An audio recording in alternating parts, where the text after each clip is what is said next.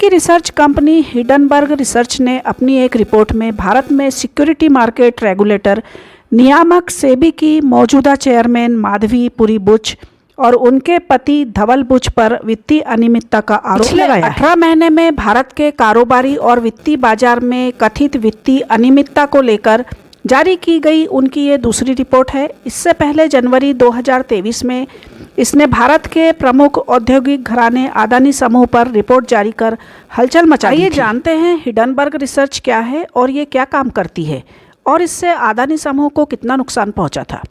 Hindenburg research अमेरिकी research company है। इसे नेट एडरसन नाम के अमेरिकी नागरिक ने शुरू किया था। फॉरेंसिक फाइनेंस रिसर्च वित्तीय अनियमितताओं की जांच और विश्लेषण, अनैतिक कारोबारी तरीके और गुप्त वित्तीय मामलों और लेन देन की जांच करती है। कंपनी का एक प्रमुख काम शॉर्ट सेलिंग भी है। ये कंपनियों पर अपनी रिपोर्ट के जरिए उनमें अपनी पोजीशन बनाती है। इससे पता चल सकता है कि क्या कुछ कंपनियों के बाजार मूल्य में गिरावट आ सकती है। कंपनी के फाउंडर नेट एडरसन खुद को एक एक्टिविस्ट शॉर्ट सेलर बताते हैं। हिडनबर्ग रिसर्च 2017 से काम कर रही है और उसका दावा है कि उसने अब तक 16 ऐसी रिपोर्ट्स जारी की है जिनमें अमेरिकी की सिक्योरिटीज़ एंड एक्सचेंज कमीशन के अलावा देश विदेश की कंपनियों में गैरकानूनी लेन देन और वित्तीय अनियमितताओं को उजागर किया है। बीबीसी में छपी खबरों के अनुसार Hindenburg research Aphria, Pershing Gold, Nikola और कुछ दूसरी नामी गिरामी कंपनियों में वित्तीय अनियमितताओं को उजागर करने का दावा करती है। भारत में ये तब चर्चा में आई जब इसने 24 जनवरी 2023 को देश के प्रमुख औद्योगिक घराने अदानी समूह के खिलाफ रिपोर्ट कहा गया था कि अदानी समूह के मालिक गौतम अदानी ने 2020 से ही अपनी 7 लिस्टेड कंपनियों के शेयरों में हेरफेर के जरिए 100 अरब डॉलर कमा लिए। गौतम अदानी के भाई विनोद अदानी पर भी गंभीर आरोप लगाए गए थे और कहा गया था कि वो 37 शेल कंपनियां चलाते हैं जिनका इस्तेमाल मनी लॉन्ड्रिंग में हुआ है। इस रिपोर्ट के बाद अदानी समूह की कंपनियों को 150 अरब डॉलर का नुकसान हो गया था। रिपोर्ट आने के एक ही महीने के भीतर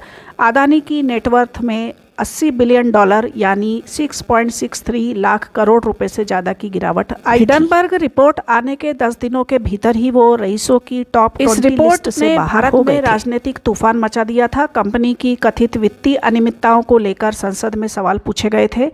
मामला सुप्रीम कोर्ट तक पहुंचा था। 3 जनवरी 2024 को भारत के मुख्य न्यायाधीश DY चंद्रचूड़ की अध्यक्षता वाली सुप्रीम कोर्ट की 3 जजों की बेंच ने अदानी समूह के खिलाफ हिडनबर्ग द्वारा लगाए गए आरोपों की जांच के लिए विशेष जांच दल SIT बनाने या केंद्रीय जांच ब्यूरो सौंपने के अनुरोधों को खारिज कर दिया था।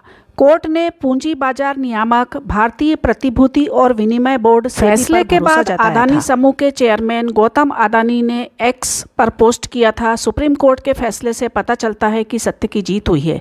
मैं उन लोगों का आभारी हूं जो हमारे साथ खड़े रहे। भारत की विकास गाथा में हमारा विनम्र योगदान अदानी से पहले हिडनबर्ग का नाम जिस बड़ी कंपनी के साथ जुड़ा था वो थी ट्रक कंपनी निकोला। ये मामला जब अदालत तक पहुंचा था तब निकोला कंपनी के फाउंडर को दोषी पाया गया था। छपी खबरों के अनुसार माधवी बुच और धवल बुच कहते हैं, हम यह बताना चाहते हैं कि हमारे ऊपर लगाए गए निराधार आरोपों का हम खंडन करते हैं। इन आरोपों में कोई सच्चाई नहीं है। हमारी जिंदगी और वित्तीय लेन देन खुली किताब है। साथ ही वे कहते हैं पिछले कुछ वर्षों में सेबी को सभी आवश्यक जानकारियां दी गई। हमें किसी भी और वित्तीय दस्तावेजों का खुलासा करने में कोई झिझक नहीं है।